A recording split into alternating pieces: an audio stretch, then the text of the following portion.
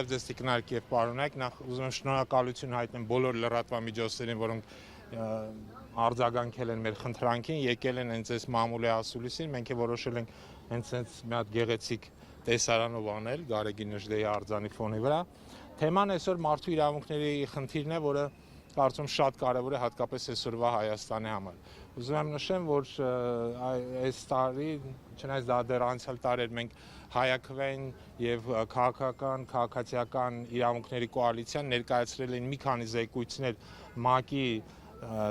պարբերական այդ դիտարկումների հատուկ հանձնախումբ Ժնևի ՄԱԿ-ի գրասենյակ, որը հենց զբաղվում է մարդու իրավունքներով եւ նպատակն է ցույց տալու այն իրավիճակը, որ կա Հայաստանում։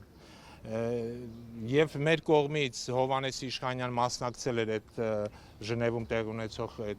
քննարկումներին այս տարվա մայիսի սկզբին։ Հովհաննես ավելի մանրամասը ձեզ կներկայացնի եւ իմ ընկերները, գոլեգաները, որոնք այսօր ներկա են Հովհաննեսից բացի Մարնենա Մալխասյան, Հովհաննեսը Խուդոյան եւ իրեն կներկայացնեն այս ավելի մանրամասը թեմատիկան։ Ուզում եմ հատուկ շեշտեմ, որ խնդիրը մինչեւ այդ ինչի մասին է, նայեք, մարդու իրավունքների թեմատիկան իսկապես շատ կարևոր է թե Հայաստանի համար բայց 2018 թվականից հետո տեղի ունեցավ մի գործընթաց, երբ այն կազմակերպությունները, ՀԿ-ները, որոնք զբաղվում են այս թեմատիկայով, իրանք կամաց ձուլվեցին, կարելի ասել իշխանության հետ մեկ ընդհանուր մարմին դառան, եւ սա հատկապես պարզ երևում էր այս տարվա ներկայացած մի շարք զեկույցներից։ Եվ դրա համար Հայաստանում հենց մարդու իրավունքների զբաղվող հասարակական նոր, ասենց ասեմ, կազմակերպությունների ի հայտ գալը բնական երևույթ էր, եւ սա կարելի ասել առաջին անգամ մարդու իրավունքների գրասենյակ ներկայացրեց մի շարք զեկույցներ, որոնցից ասենք թե մեկը հենց հայաքվեին էր ներկայացնել էր հայաքվեն, որի մեջ խոսքը գնում էր, հիշում եք, 2023 թվականի ընթացքում տեղի ունեցող հայաքվեի կազմակերպած ստորագրահավաքը, որը նաև ուղեկցվեց հենց այդ օրենքի եւ հայաքվեի մասնակիցների նկատմամբ բազմաթիվ խախտումներով եւ իրավական եւ ֆիզիկական հարձակումներով, որոնք տեղի են այն գրասենյակներն կամ այն կետերի վրա, որտեղ այդ ստորագրահավաքերան եւ այլն եւ այլն։ Այս ամենը որպես ընդհանուր փաստաթուղթ մենք փորձել ենք կազմել եւ ներկայացնել ՄԱԿ-ի գրասենյակ եւ այս տարի, ինչպես նշեցի, արդեն տեղի ունեցա դրա քննարկումը, սա 5 տարին մեկ տեղի ունեցած պարբերական դիտարկումներ են, ու քանի որ Հովհաննես Իշխանյան անձամբ եղել է Ժնևում եւ մասնակցել է, կխնդրենք Հովհաննեսին ավելի մանրամասն ներկայացնի, թե խոսքի ինչի մասին է։ Բարև ձեզ, ողջունում եմ բոլորիս մարդու իրավունքների ներքո հավաքվելու Գարեգին Նժդեի արձանի մոտ։ ՄԱԿ-ի համընդհանուր պարբերական դիտարկումը ինքը անընդհատ տևող գործընթաց է, որը 5 տարին մեկ 193 երկրները, Հայաստանը հանած 192 երկրները դիտարկումներ ու առաջարկություններ են անում յուրաքանչյուր ՄԱԿ-ի անդամ երկրի։ Ու այս անգամ Հայաստանի 5-րդ տարին է լրանում եւ սա 4-րդ դիտարկումն էր։ Ու մենք հայաքվե նախաձեռնությունը, ինչպես նաև քաղաքացիական եւ քաղաքական իրավունքների կոալիցիա ենք կազմել 4 կազմակերպություններով, 2 զեկույց ենք ներկայացրել։ Ինչի համար է այդ զեկույցը պետք, որովհետև ՄԱԿ-ում, երբ որ իրականացնում են այդ դիտարկումները, պետությունները հարցեր եւ առաջարկություններ են տալիս, նրանք անում են Հայաստանի պետության զեկույցի հիման վրա, մարդու իրավունքների պաշտպանի զեկույցի հիման վրա եւ մյուսը քաղաքացիական հասարակությունն է, որը զեկույցները տալիս մարդու իրավունքների ոտնահարման հետ կապված, պետությունները վերցնում են այդ զեկույցները եւ դրա հիման վրա առաջարկություններ եւ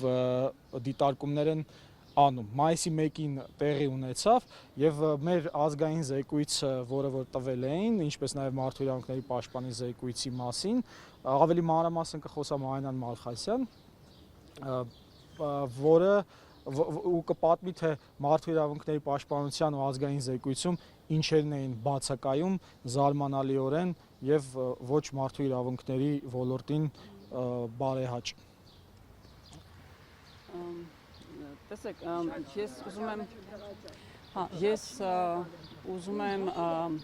խոսել նրա մասին, թե ինչու է կարևոր ընդհանրապես խոսել մարդու իրավունքների մասին, որովհետև վերջին տարիներին մարդու իրավունքները Հայաստանում խիստ սահմանափակվել են, անգլերեն լավ բառ կա, ասում են shrinking space, այսինքն այդ տարածքը մարդու իրավունքները շատ սահմանափակվում է, Ինչով է սա պայմանավորված, պարոն Մանվելյանը ինչպես նշեց, քաղաքացիական հասարակությունների կազմակերպությունների մեծ մասը սկսել են այս խնդիրների մասին չբարձրաձայնել կամ բարձրաձայնել ընտրովի ձևով, իսկ ինչքանով գիտենք մարդու իրավունքները ընտրովի չեն, դրանք բոլորին համահավասար են եւ փոխկապակցված են, այսինքն պետք է, եթե խախտվում է իրավունք եւ դու պաշտպանում ես մեկի իրավունքը, նույնական իրավունքի խախտման դեպքում, անկախ նրանից դու այդ մարդու հանդեպ ինչ վերաբերմունք ունես, եթե դու իրական իրավապաշտպան ես, դու պետք է բարձրաձայնես այս խնդիրների մասին։ Մենք հիմա տեսնում ենք հակառակ գործընթացը, երբ որ իրավապաշտպանները թիրախավորվում են եւ այս ամենը քաղաքականացվում է, այսինքն մարդու իրավունքների մասին երբ խոսում են կամ բարձրաձայնում են, միանգամից դա որոշակի խմբեր տանում են ընդդիմական դաշտ, քաղաքականացնում են եւ այսպեսով փորձում են այստեղ կանգնեցնել խոսակցությունը։ Ես որպես ժողովրդավարության ծրագրերով զբաղվող մարդ եւ մարդու իրավունքներով սա կարող եմ հստակ ասել, եթե նախկինում ակտիվիստները Հայաստանում ստանում են մարդու իրավունքների մրցանակներ, այս պահին ակտիվիստները տեսնում եք ինչ է տեղի ունենում, եթե նրանք բարձրաձայնում են խնդիր, նրանք թիրախավորվում են ընդհանուր մինչև ֆիզիկական բռնություն է տեղի ունենում, ինչը որակվում է ՄԱԿ-ի խոշտանգումների դեմ բանով կոնվենցիայով դա որակվում է որպես խոշտանգում, եթե պետական այրը բռնություն է գործադրում։ Հիմա մի քանի խոսք ասեմ զեկույցի մասին ձեզ ասեմ, տեսեք, մի խնդիր էլ կա այստեղ, շատ կարևոր խնդիր, Հովհաննեսն ասեց, որ ուրեմն պարբերական դիտարկումը հիմնված է լինում 3 զեկույցի վրա, ազգային զեկույց, որը պետության կողմից տրված զեկույցն է, կոչվում է այլընտրանքային զեկույց, որը տալիս են քաղաքացիական հասարակության կազմակերպությունները եւ ՄԻՊ-ը, ինչպես նաև միջազգային բոլոր կազմակերպությունները ազատ են տալ եւ բոլոր հարևան պետությունների քաղաքացիական հասարակությունը ներկայացնող կազմակերպությունները։ Հիմա ի թիվս մեր զեկույցների տրվել են զեկույցներ նաև Ադրբեջանի հասարակության կողմից Հայաստանի նկատմամբ եւ ինչն է կարևոր, այն բոլոր մեղսագործությունները, որոնք որ արվել են Ադրբեջանի կողմից, հիմա դրանք գրվել են որպես Հայաստանի կողմից մարդու իրավունքների խախտում։ Ես խորհուրդ կտամ անպայման հետևել բոլոր զեկույցները նայել, շատ հետաքրքիր բաներ կգտնեք այնտեղ։ Բայց մի հետաքրքիր այսպես օրինաչափություն կար հայկական զեկույցի մեջ, որ շեշտվում էր, որ տեղի է ունեցել բռնի տեղահանում, որ պետությունը ստիպված է եղել գործ ունենալ փախստականների մեծ խմբի հետ, բայց չի շեշտվում այդ բռնի տեղահանումը ով է իրականացրել, ընդհանրապես դրա մասին խոսք չկա զեկույցում, որը շատ տարօրինակ է։ Ինչպես նաև երբ որ արդեն լսումներն էին տեղի ունենում Ժնևում, այնտեղ բոլոր անդամ պետությունները իրենց հանձնարարականներն են հետո հնչեցնում, երբ որ իրենք հնչեցնում են հանձնարարականները կապված բռնի տեղահանվածների հետ, կրկին անգամ չէր շեշտվում դա ինչի արդյունքում է դա տեղի ունեցել։ Այսինքն այնպիսի տպավորություն էր, որ կա այդ մի համաձայնություն, այսպես լրելային, որ պիտի այդ անունը չտրվի, հարևան պետության Ադրբեջան անունը պիտի չտրվի։ Սա շատ հետաքրքիր է, խնդրեմ սրան ուշադրություն դարձնեք եւ նաև այս մասը մի քիչ քաղաքականացվում է մեր զեկույցում, որ չի նշվում ընդհանրապես։ Մի քիչ ուզում եմ խոսել մարդու իրավունքների պաշտպանի գրասենյակի մասին, ընդհանրապես սա մի ինստիտուտ է, որը պետք է լինի անկախ եւ գործի անկախ եւ կոչված է հենց մարդու իրավունքների պաշտպանության համար եւ պետության հետ պիտի լինի